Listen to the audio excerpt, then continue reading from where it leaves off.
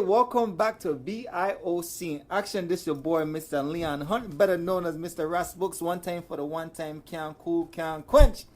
Welcome back to the show. This is the last show for the end of the year before we go into the New Year's. And you know what? I think we have to reflect on a couple shows that we did early on in the year, because I like to highlight those moments, man. And there's some moments that it's just unforgettable. So we're gonna go back to my very first show, passing the baton, with myself, Senator Bobby Thomas, President Angel Chico Morales, and Dr. Smith. We are here with Mr. President Chico. How you doing, Chico? I'm good. Oh man, it's good to see you, man. Yeah, well, I want to, now that our senator has turned over the baton, rightfully, you are track and field. Yes, sir. Yes, sir.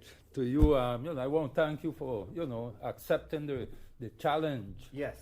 And I'm confident you will do a good job. Thank you, sir. Thank you, sir. Being on the show, it's a little different when you're the guy that's getting interviewed. So now when you're the guy that's doing the interview and talking to everybody, it's just a little different. So I think this show gonna take a little different direction, only because, hey, we are the millennials. Well, this is your show, and once we bring out the voice and the message of Olympism to our community, we are achieving what we set out to do. Correct. I definitely on the movement. Yeah. And we have to move with the times. Times change. That's true. I might be considered a little old-fashioned because I'm not up to date with the Twitter, etc. Correct. But definitely,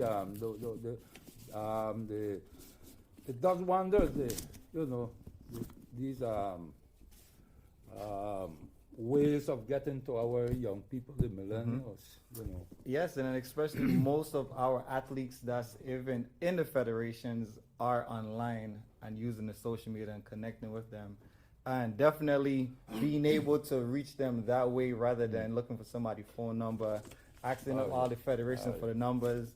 Is just one type of way, so that's cool. So, definitely. And I'm pretty involved with many of them from different sports. Yes. So that's something great too. We will be bringing out the message. For sure. I know, because we got a lot of stuff to cover. We got Pan Ams this year. We got many of our sports team, of course, they got championships. And the Pan Am Games are this summer, are late July, early August, But right now, the Olympic Committee, we had a planned workshop that was supposed to happen in 2 weeks. Okay. March 11th and 13th. We were doing it both in St. Thomas and in St. Croix. Mm-hmm. But unfortunately, our presenter, the expert, he passed, so we had to postpone. Okay. A very dynamic speaker. He was coming from Europe. Oh, He's a Danish guy. And I've met him. We've talked several times. Mm-hmm. Met him, at different at the International Olympic Academy in Olympia, and he was excited to come, especially he being Danish, right, and the Virgin Islands going through that Danish transition. Correct. And so he was looking forward to it, and like I said, unfortunately, the Lord, only he knows when it's time for his people to come to him. I hear that. Well, to honor the speaker, we'll put it up on one of our social media sites so they could know who the guy was, and so they'd be surprised to see that live, and they could definitely hear about that. So that's the least we could do. Yeah, he was coming to the workshop on good governance in sports. Okay. We were going to discuss different topics: risk management, democratic structure and processes. Transparency, especially with the financial and being accountable, and he was ready. Cause he was ready from before, cause he was scheduled to come September. I think it was around September 21st of last year of the year before, but unfortunately again that's when the hurricane came and we had to postpone it. I didn't want to do it again Right. last year during the hurricane season, so I said, okay, Correct. I can wait until Till after the springtime. Well, at least until after end of the- winter yeah, going into but, spring. You know, so now I'm doing it, and but like I said, And I think those, Yep, even the topics that's life. that he was going to talk about, I Yeah. think those are topics that we don't necessarily look at. From the Oh. outside in, Yeah. you just want to see somebody play ball, go 1, 2, 3, gun go out, boom, we're good to go. But these are other areas that would have been enlightened, especially for here in the territory, because we're so small. But we got so many talents, and the coaches as well from each federation would get a chance to get that insight. So that would be cool. And of course, we got somebody that's walked through the door that you guys. We got Dr. Smith here in the building. Yes. He just afternoon. walked in. Good afternoon. Good Mr. afternoon. Smith. Good afternoon. Long time been with the Virgin Islands Olympic Committee. I want to say 12 years, maybe 12 or 11 years now. 2007 2007. was my first interaction working with the national basketball team for the Pan Am down in Brazil. Oh, okay. Wow, 2007. Yeah. Man, that was a good time. So you've been around for a long time. A lot of people know Dr. Smith. Hey, Doc, hey, man. That's how even we met. We met maybe a couple of years after that, probably 4 years after that. Was it China somewhere? I don't remember. It's one of those. I think I years knew we you met. before China. I know we were in Shenzhen for the World University Games. Right. But I think prior to that, And I know we met through an email. Hi, I'm Dr. Smith, U.S. Virgin Islands. was that in preparation for Guadalajara, Guadalajara. which was 2011 Pan Am's?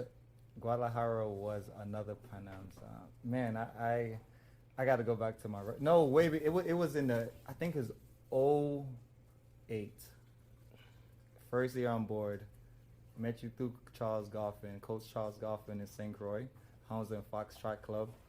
That's when it was. Know you by message, met you the following year, 2009. Yeah. So Well, that's yeah, how far. and Coach Goffin is actually probably the best.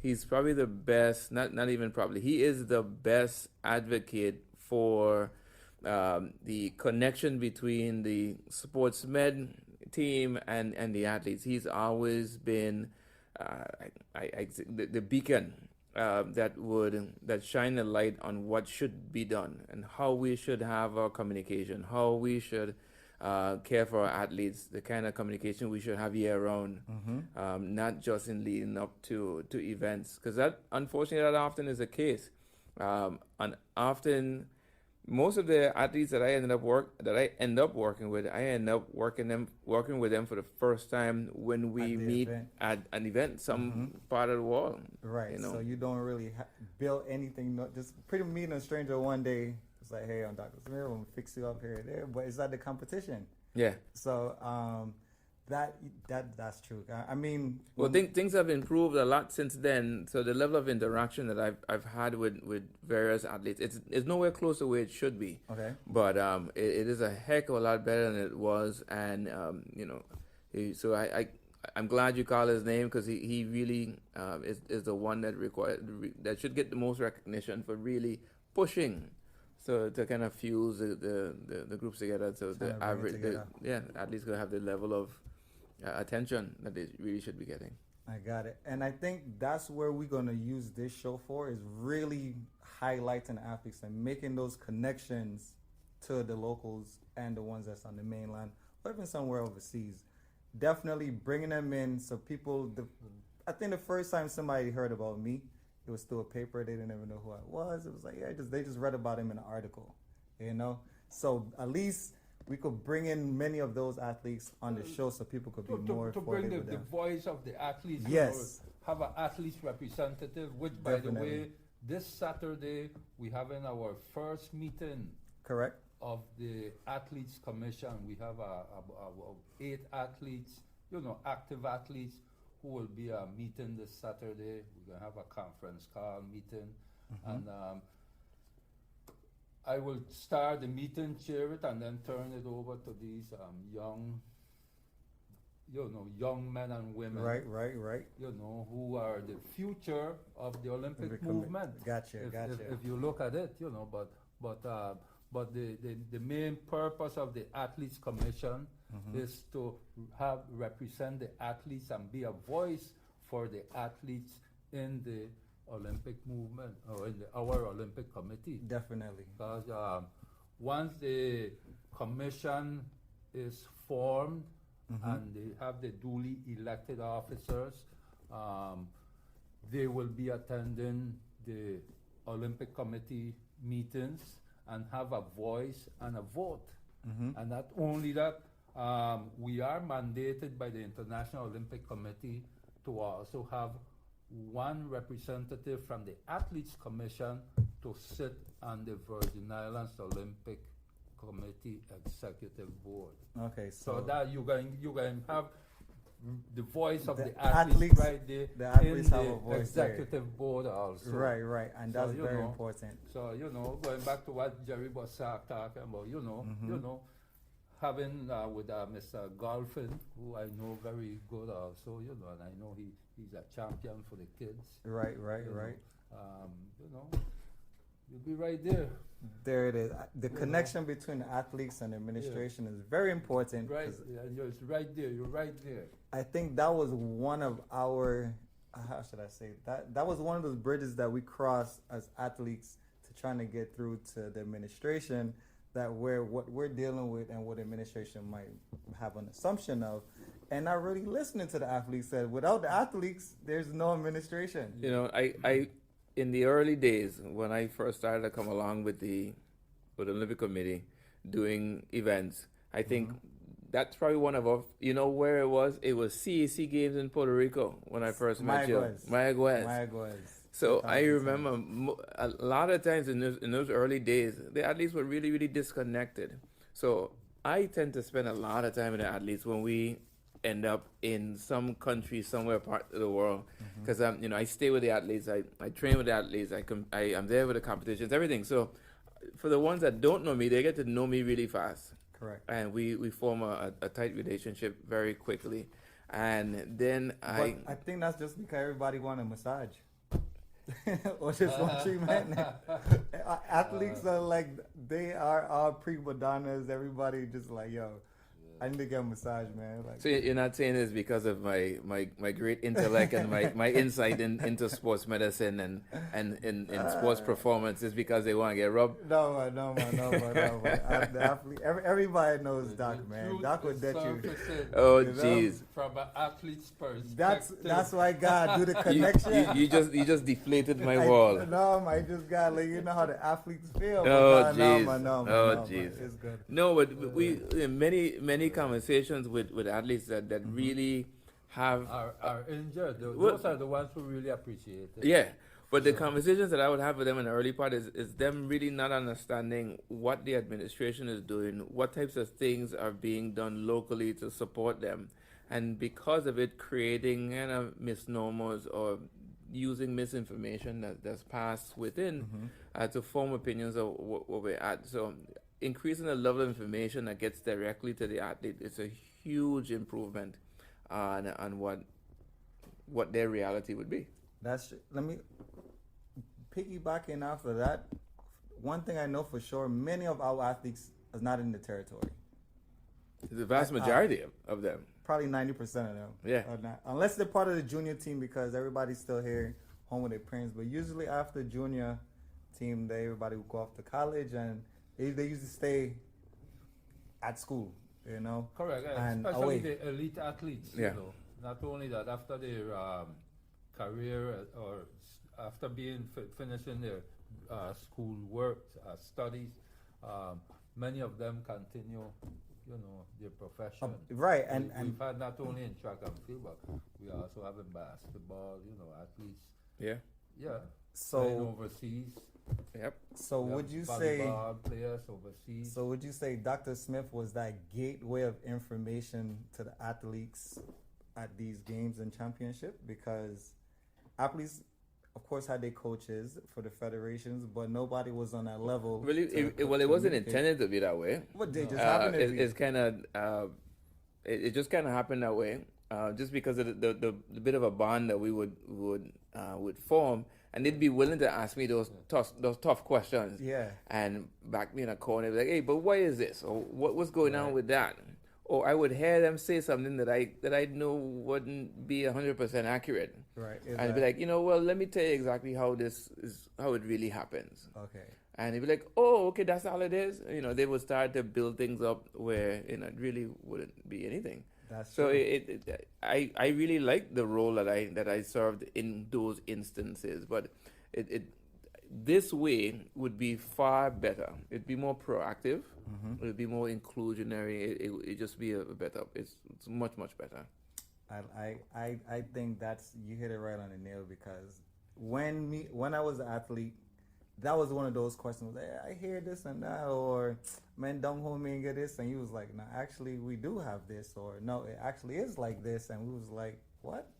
Like, wait a second here. No, but nah, dude, this is how it really is, and that assumption that we have had, and you corrected it. Now, here's the other part.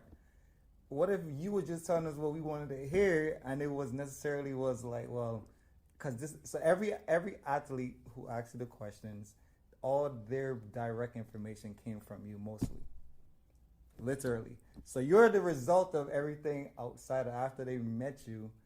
Then they listened to it and was like, okay, well, Jerry said it was like this, like Dr. said it was like this. Majority of the time it was true. Well, I guess I would give them the best information I had. Right. Okay. And then go from there. A lot of times I would be repeating what they were already told by the administrator of that club. Okay. But, sometimes they just didn't receive the information, or by the time it got to them, it kind of, changed a little bit. Mm-hmm. So you chase it back to the source and realize it really was what they were being told all along, kind of thing. True. Yeah. So, Mr. President, let me ask you a question. How connected are you within the federations? Actually, let's get out of the federation. Let's just go to the athletes. Like, how connected are you within all the federation of the athletes of different sports? Well, let me put it this way. The athletes are the responsibility of the individual federations. Okay. They're the ones who are supposed to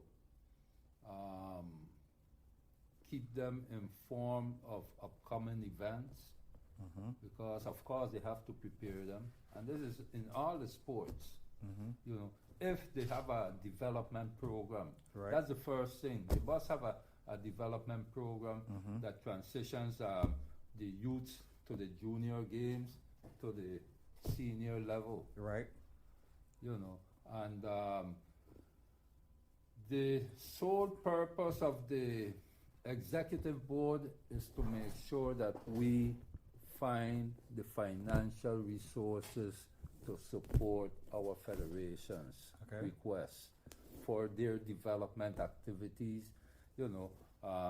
that's involving mostly junior and senior athletes. Correct. To go to competitions, etc. So we're busy,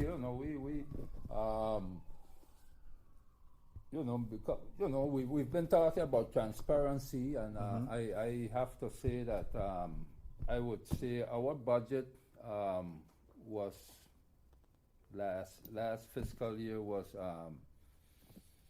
in the 900,000. Right. And of that we had from government we had last year, was it 172,000, and of course we did some fundraising, put another 30,000. So you're talking about 200,000. We talk about 900,000. So where the other 700,000 comes from? Writing proposals to Olympic Solidarity and getting funds, that must be spent specifically on athlete development, the athletes. Gotcha. Yeah. Yeah, I've been a part of that, Right. being in some of those athletes. Just so, in the just so you programs. can, you know, So not only definitely you that's but the true. listening audience can get an idea Idea, of right. how our funding comes. Right. But then the fundings we get from the International Olympic Committee, from Panam Sports, Okay. which is are tied directly, like I said, they are restricted funds, so to say, which are restricted to the athletes, and to, Athletes. you know, Gotcha. through our federations. Well, I hear that. Let me tell y'all, man. So look, we're going for another break. Hey, you guys tune in to VIOC in action. This your boy, Mr. Ras Books.